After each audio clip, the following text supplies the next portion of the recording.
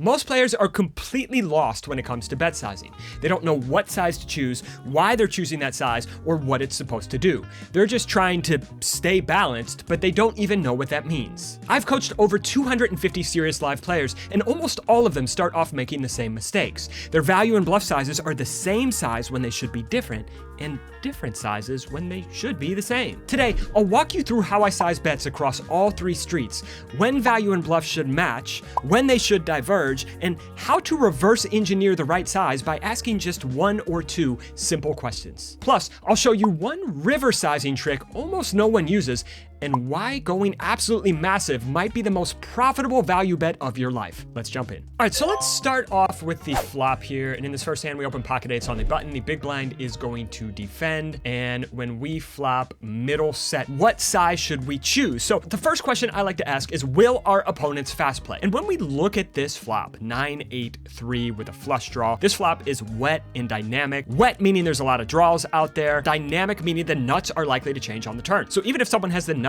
pocket nines here, a 3, 5, 6, 7, 10, jack, king, queen, ace, or club all change the nuts. So the nuts, pocket nines, are actually pretty vulnerable. So the more wet and dynamic the board, the more likely the nuts are to change, the more likely our opponent is to fast play their hand. So because this board is wet and dynamic, yes, our opponent is likely to fast play. So our opponents will fast play here. What is the biggest size our opponents will raise with their strong stuff and call with their weak stuff? So when we have pocket eights here, we want to choose a size where our opponent is going to fast play. When they have a hand like 9-8 suited or pocket threes, they're going to put in more money for us. And also, they're going to continue here with a bunch of hands that we have drawing very, very thinly or dead. We don't want them to fold a hand like ace 3 here. We don't want them to fold a hand like pocket sevens. If we choose a small size here, let's say half pot, our opponent will raise whenever they have a hand like pocket threes, or they're going to call whenever they have a hand like pocket sixes, which we have drawing almost dead. Very good to choose the biggest size where they're going to raise their strong stuff and call with their weak stuff, because we have a hand like king 10 of hearts. If our opponent's going to raise with hands like pocket eights, pocket nines, 8-9 suited, pocket threes on this flop, when they just call and the turn is a blank, what does that mean? Well, they just don't have any of these strong hands. And by choosing a small size where our opponent will call with their weak stuff, we allow them to continue with a bunch of hands like pocket sixes or ace highs. And those hands are going to fold across turns and rivers, which is going to make our bluffs more profitable. Okay, so that one is easy. That's a heads up pot. And I know you guys are thinking, what about multi-way? So let's look at this. We get a couple limps. We ISO on the button with pocket eights, and we are going to go 1, 2, 3, 4, 5 ways here, and it checks around to us on the button again. Once again, I would ask, are they likely to fast play on this board? Well, yes, but with a caveat. The more multi-way we are, the less they're going to raise off their strong stuff, particularly if they're next to act. So we see if we bet here on the button, the villain in the small blind and the villain in the big blind are much more likely to trap because they got a bunch of players behind them, much more likely than heads up. Also, because the pot is bigger, we see the absolute size of the pot is 200 here, we're going to have to choose a smaller size to entice them to raise the strong stuff and call it the weak stuff. So the more multi-way it is, the bigger the pot, the smaller we're going to have to go to incentivize them to raise the strong stuff and call it the weak stuff. So in a heads up single raise pot, I may go half pot. In this situation, may go a third pot or even slightly smaller. So we may choose a size here like $70 here on the flop. Same situation applies in 3-bet pots. Let's say cutoff opens, we 3-bet on the button and we flop middle set again. The pot is a little bit bigger, and to live players, a lot of times absolute size is going to influence their decision a lot more than relative size. What does that mean? Well, a $600 bet in a 2-5 game is a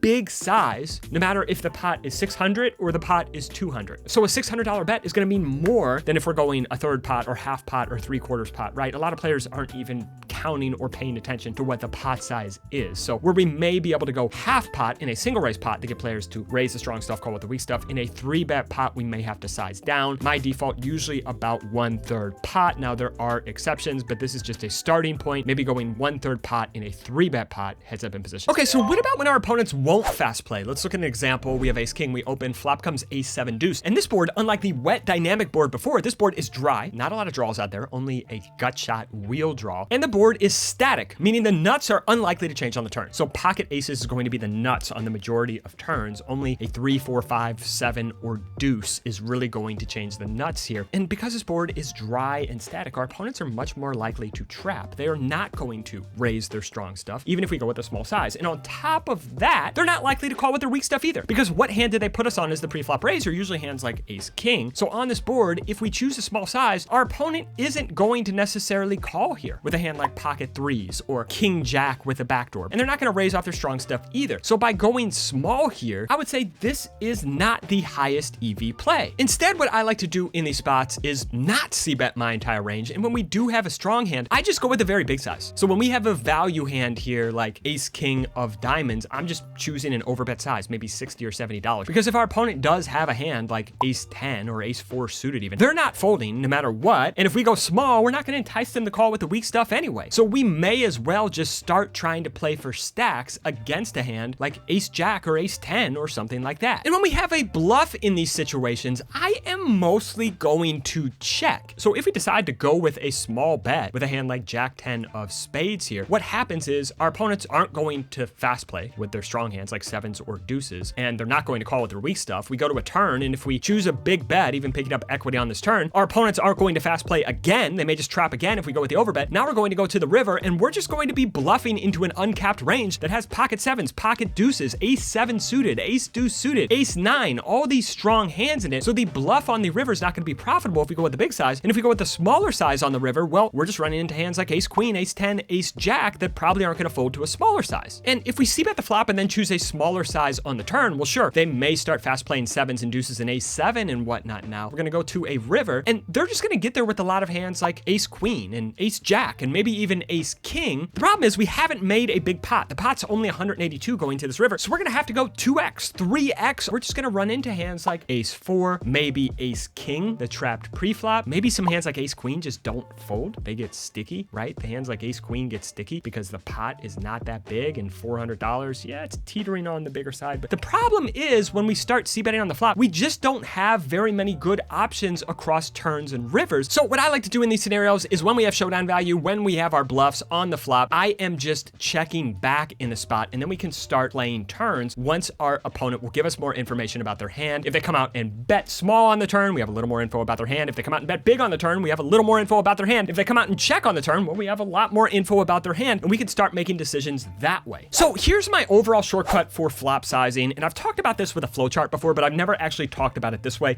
Maybe this way resonates more, maybe less, I don't know. This is what works for me, so hopefully this is helpful for you guys. So flop sizing, when our opponents will fast play, I like to choose the biggest size where our opponents will raise their strong stuff and call with their weak stuff with both our value and our bluffs. And when they won't fast play, I like to start splitting with my value and my bluffs and doing something different, because now our value and our bluffs have different goals. Are we unbalanced? Yes. Are players going to exploit us? No. All right, so when they won't fast play, value wants to go big. Bluffs mostly want to check to start gaining some more information about our opponent's range. Hopefully, once our opponents cap themselves, then we can start putting in more money with our bluffs. If our opponents won't fast play, there's no way for our bluffs to get our opponent to cap themselves. So I like to mostly check back with the bluffs here on the flop. Now, you may be wondering with value, big, what size is big? And here's my rule of thumb. This is going to be a mouthful, so hopefully this makes sense. My rule of thumb with big is I want to choose the biggest size that the bottom 10% of the top of their range will call. What does this mean? So going back to this ace 7 deuce board, the bottom 10% of the top of their range. What is the top of their range? Well, sets, 2 pair, top pair. So what is the bottom 10% of the top of their range? Maybe weak top pair here. Maybe a hand like ace 3, ace 4, ace 5, ace 6 suited. So just a fancy way of saying target their strong stuff when they won't raise for you and choose a big size here on the flop with the value. All right, let's move on to turns. And first we're going to talk about where our value and our bluffs have the same goal on the turns and want to choose the same size. And then we're going to talk about where our value and bluffs have different goals on the turn and maybe want to diverge in sizing. So first example here, we open 8-7 of diamonds, 10-6-5. If our opponents will fast play, which they will, the board is wet and dynamic here, they're most likely to fast play. We want to choose the biggest size where they raise strong, call weak, so we go half pot. On this turn, I would again ask, will our opponent fast play? Sure, they could have some flushes here. Maybe they could have a straight that came in on this turn. If we choose a small enough size, will they fast play with those hands? And oftentimes the answer is yes, because even if they have a strong flush here, they don't want to see a 4 flush run out. Even if they have a straight here and we go small enough, they don't want their hand to get counterfeit, right? They don't want a bad card to run out. They don't want a 4 to a straight. They don't want 4 to a flush. They don't want the board to pair. So if we choose a small enough size, our opponent is going to have some very strong hands here. They are uncapped. Therefore, when we have a bluff here, we want to choose the size again where our opponents are going to raise the strong stuff and call with the weak stuff. Now that the pot is a little bit bit bigger. Maybe we got to go a little smaller. Maybe we got to go something like 30-40% pot here. Usually a good starting point in a single raise pot, maybe quarter pot, 30% pot in a 3-bet pot. You just see that the bigger the absolute size of the pot, the smaller we have to go relative to the size of the pot. And why do we want to choose a size when we have a bluff? Well, once again, if our opponent has a flush, they're just going to raise and let us off the hook. We can just very, very easily fold and get away. But the really nice part is when our opponent calls, well, we chose a small size. So this means they're going to raise the flushes. By choosing the small size, we allow our opponent to carry those weak hands to the river. And I don't know about you, but I feel pretty good about bluffing when our opponent gets to the river with a weak, somewhat capped range, because we chose a small size, enticing them to raise their strong flushes and to call with a bunch of hands that are just going to be forced to auto fold on the river. And same situation here, when we do have the nuts on the turn, value and bluffs have the same goal. Will our opponent fast play here? Yeah. If they have a smaller flush, they're going to fast play. If they have a straight, they may fast play some of the time, right? If we choose a small enough size. So choose the biggest size where they're going to raise their strong stuff and call with their weak stuff. We are going to go 40 once again, and we'll still end up stacking them. We'll still end up playing for stacks when they have a super strong hand like a flush. Okay, another situation on turns where our bluffs and our value want to play the same, but slightly different scenario. So we're going to open here, going to choose a size where they raise strong, call weak on the flop. Our opponent calls, and now the turn is a blank. So what size can we choose on this turn where our opponents will fast play? Well, what hands do they really have to fast play here? Sure, they have 3, 4 sometimes, but do they really have a lot of strong hands on this turn? Pocket fives, that hand probably raises on the flop. 6s, 10s, 6-5 suited. These hands all raise on the flop. So getting to this turn, our opponent is relatively capped. So the rule of thumb here, when our opponent is not going to fast play, but they are capped with both our bluffs and our value, I want to target, again, the bottom 10% of the top of their range. What is the biggest size we can go where a weak 10x is going to call on this turn? Maybe 120, maybe 150. And the nice part about this is we already know our opponents are relatively capped to hands like 10x. They're going to have some flush draws. They're going to have a lot of straight draws. And those hands, even though they're going to call a big size on the turn, they're just not going to have a ton of strong hands getting to the river. And then we can get them to fold most of that stuff on the river. So when we have pocket 6s, exact same goal as our bluff on this turn, we want to choose the biggest size that a weak 10x is going to call. And these goals may diverge on the river. We're going to talk about that shortly. But on the turn, in this situation, when our opponent won't fast play and they are capped, our bluffs and our value kind of have the same goal here once again. So we talked about flop sizing. That was really simple. Let's talk about turn sizing now. And if our opponents will fast play, once again, we're going to choose the biggest size. They raise the strong stuff, call with the weak stuff, just like on the flop. Let's say our opponents won't fast play and they're capped. Well, we're going to choose a big size with both our bluffs and our value. And again, what is a big size? Probably the size that the bottom 10% of the top of their range calls. If our opponents won't fast play and they are uncapped, that's where we start splitting. So let's talk about a few examples there. All right, so in this one, cutoff opens, we 3-bet on the button. We're going to c-bet on this flop. We go to the turn. The turn in ace of spades. And when our opponent checks it over, will they fast play here? If they have, say, 10-9 of spades, even if we bet small. And I would say this is a situation where our opponent might not fast play a high frequency, even when they have a strong hand like a flush. Why? Well, we're in a 3-bet pot. What hand did they put us on when we're the pre-flop 3-better? Ace, king. Look at the flop. There's a king and a king out there. Now an ace on the turn. So ace, king made a full house. They're terrified of ace, king. They're terrified of pocket aces. In this particular scenario, even if we bet small, a hand like 10-9 of spades may just call here. It's not going to put it in the raise because in general, live players let fear drive their decisions, and 10-9 of spades is fearful that they're beat by ace, king. They don't want to play a huge pot. They want to play a medium-sized pot. Our value wants to choose a big size here on this turn because they're not going to put in more money for us. So once again, sizing is relative. We don't need to choose an overbet size here on this turn because if they have a flush, even though they're not check raising, they're probably still not going to fold, especially if we leave less than 1 SPR going to the river. So if we were really deep here, or this was a single raise pot, maybe going with a big overbet size on the turn, much better. And if we're in the same spot with an airball bluff, like 10-9 of diamonds, well, in this situation, once again, we're not going to be able to choose a size to force our opponent to raise their strong stuff and call with the weak stuff. If we start going big, our opponent's range getting to the river is going to be flushes, ace-x, and some full houses. How do we feel about getting that range to fold for less than a pot size bet on the river? Probably not very good. So since our opponent is uncapped and they won't fast play, this is when bluffs and values start to diverge. So I would check with a bluff here. And then what that does, if our opponent just comes out and bets the river, we know they've got a strong hand then, a hand like a flush, a hand like a full house. And if our opponent checks the river, well, that just gives us a green light. And now we can just run the bluff and try to get them to fold hands like pocket queens, pocket jacks, pocket eights, stuff like that that called the flop but is not that strong on the river because by checking the river, now they have capped themselves. Going back to our turn sizing here, these last two examples, our opponents won't fast play and they are uncapped. And that's where our value in bluffs split, when our opponents are uncapped and they won't fast play. So value wants to go big. What is big? Bottom 10% at the top of their range, right? That's my guideline. That works for me. Maybe you just want to simplify. Maybe you just want to say big.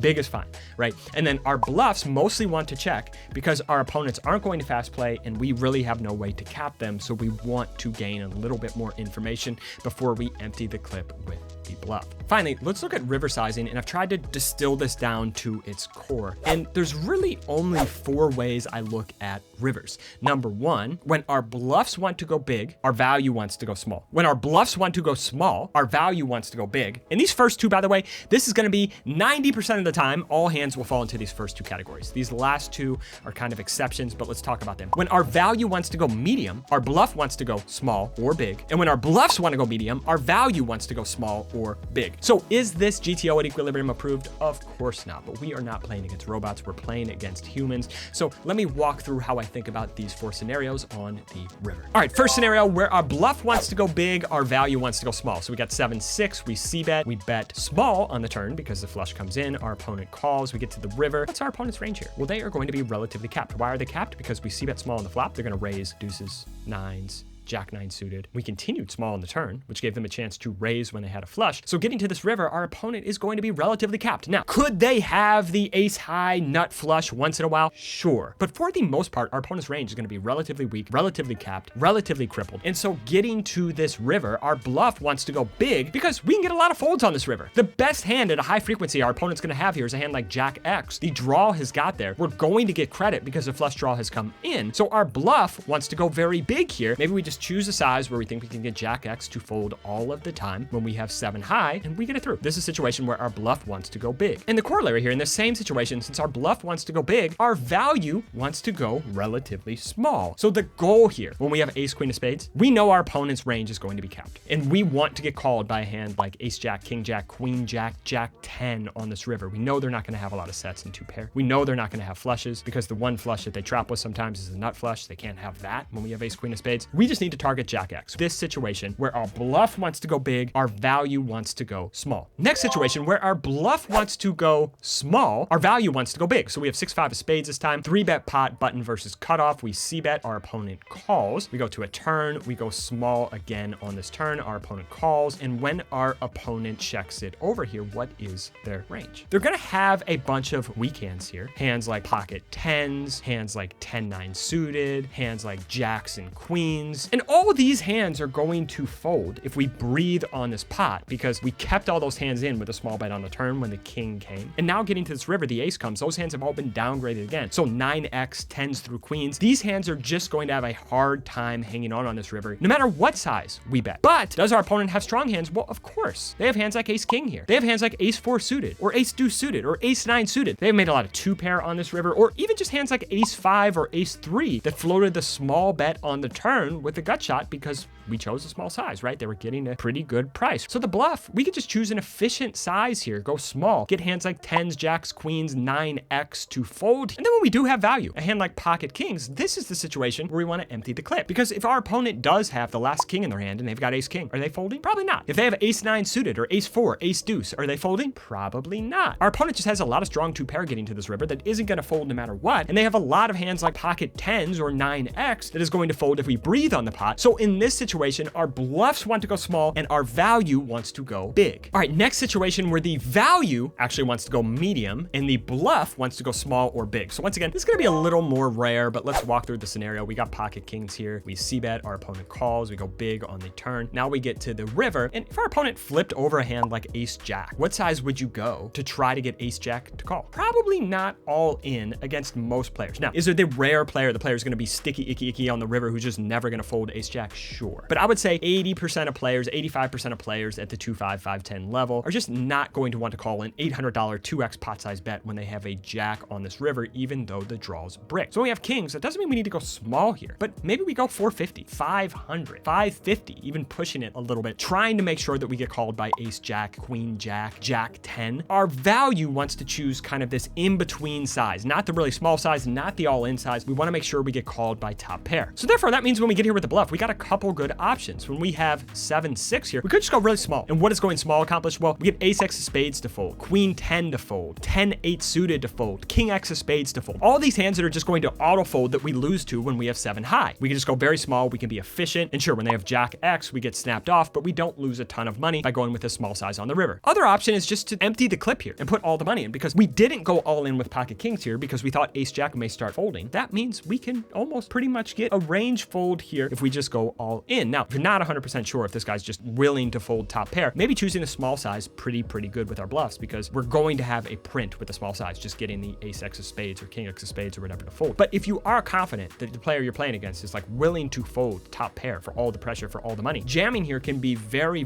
good. So we see once again the value in this situation. Pocket kings wanted to go medium. The bluff with 7-6 diamonds can either go very small or very large. The last situation on rivers, when the bluff wants to go medium, the value wants to go either very small or very large. So let me show you here. We got 7-6. We're gonna c-bet. We get called. We go big on the turn. We get called. We go to the river and our opponent checks over. So why would our bluff 7-6 want to go maybe medium here, maybe 200 to 300, somewhere in that ballpark? Well, let's think about this. If our opponent does have a hand like ace jack, are they ever folding? No. If they have a hand like ace 10 of spades, ace deuce of spades, ace 4 of spades, are they ever folding? Probably not. If they have a hand like ace deuce or ace 4 of spades, are they ever folding? Probably not. So they can have some 2 pair. They can have some strong hands. But if they have a jack, king jack, queen jack, jack 10, these hands just got massively downgraded. And we can probably get a lot of that stuff to fold by using this medium size, 250 to 300. So we can just be efficient and not lose stacks when our opponent has a hand like ace jack on this river, but we can still get the jack X to fold that has been downgraded when an ace came on the river. So when would our value want to go small? Maybe we have a hand like ace 5 of spades, right? And remember, we were going 250 to 300 to get jack X to fold. So maybe we just go 150, 100 on this river, and we get a hand like queen jack, king jack, jack 10 to call. So the value here wants to go small or very large when the bluff wants to choose the middle size. When would the value want to choose the big size, the all-in size, instead of this tiny boy bet? Well, let's say we have pocket deuces. Our opponent could have ace jack, ace 4 of spades. Hell, they could even have a hand like ace queen or ace 10 of spades that maybe just gets sticky. Now, maybe some players fold that, maybe some players call that, so we have to kind of weigh that delicately here. So this is a situation where we may want to go big. Our opponent could have ace 4 of spades. They could just have all the ace jack offsuit, right? They can have a lot of strong hands getting to this river. Hell, they could just have like ace queen of spades. And when our opponent can have a lot of strong 2 pair in their range, this is a situation when we have bottom set now, maybe it makes sense to go all in. Now, if we think our opponent's just going to be folding ace X of spades all the time, single pair if we go all in, and if we have the deuce of spades in our hand, making it impossible for our opponent to have ace deuce of spades, and if our opponent 3-bets ace jack pre-flop, maybe they're aggressive pre-flop, then they don't really have 2 pair getting to this river. Maybe we want to size down. But if none of those things are true, if we think our opponent can have ace jack, ace 4 of spades, if they're not going to fold ace queen of spades, that's when we want to go all in. The important part is we're asking those questions and we are calibrating in real time. So oftentimes when the bluff wants to choose the medium size, the value wants to go very small or very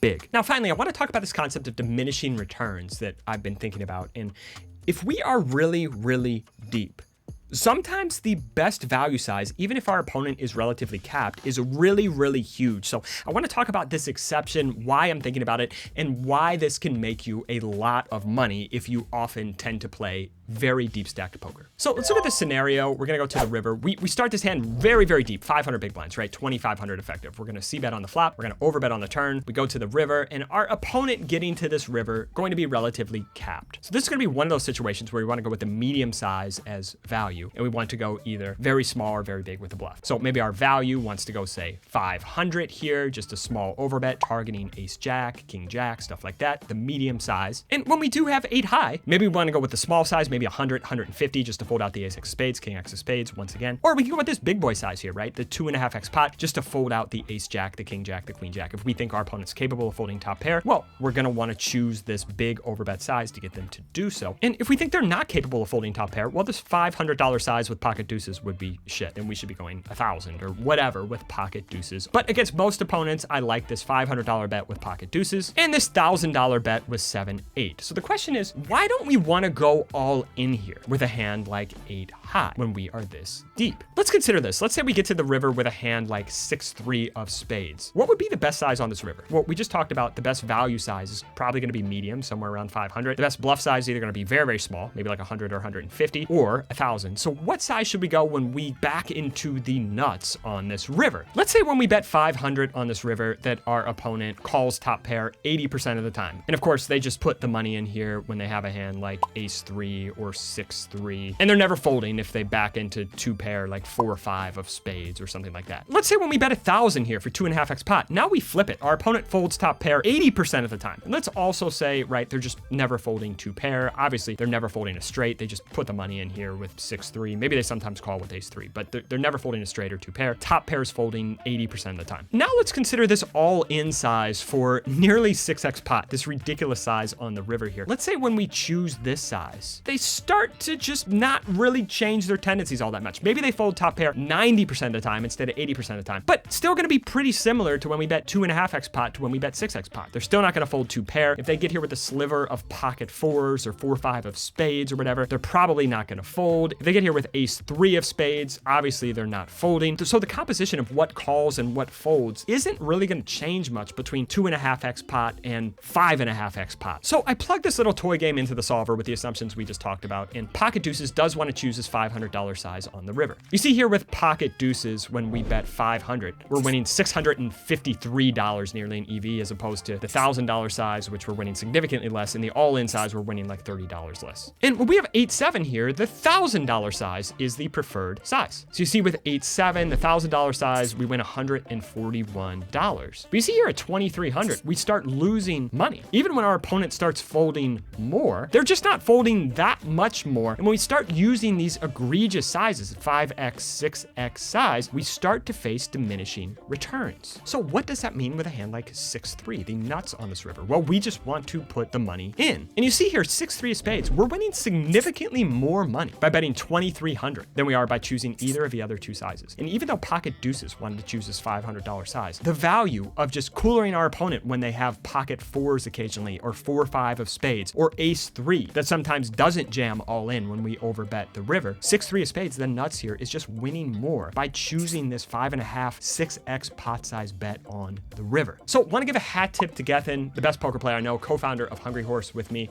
And he's the one who got me thinking about this. When we are super, super deep and we have this option to 5 or 6x or 7x pot on the river, oftentimes it becomes the best value size when we have the nuts or the second nuts, because if our opponent, if their composition of what calls and what folds isn't really going to change much between a 2.5x or 3x pot size bet on the river and a 6x pot size bet on the river, oftentimes choosing this 6x pot size bet with value can start to be kind of a cool play. This is something I never really considered until I started discussing this with Gethen, and I ran this toy game in the sim. Just a fun tip for you guys. May not be a situation that comes up all that often, but could be something cool to be thinking about when you are playing super, super deep. So I know I've talked about bet sizing before. We've talked about the flowcharts. I hope this gives a fresh perspective, maybe a different look. Different people learn in different ways. So hopefully this turns you guys into the biggest boy possible. Thank you, and have a gentle day.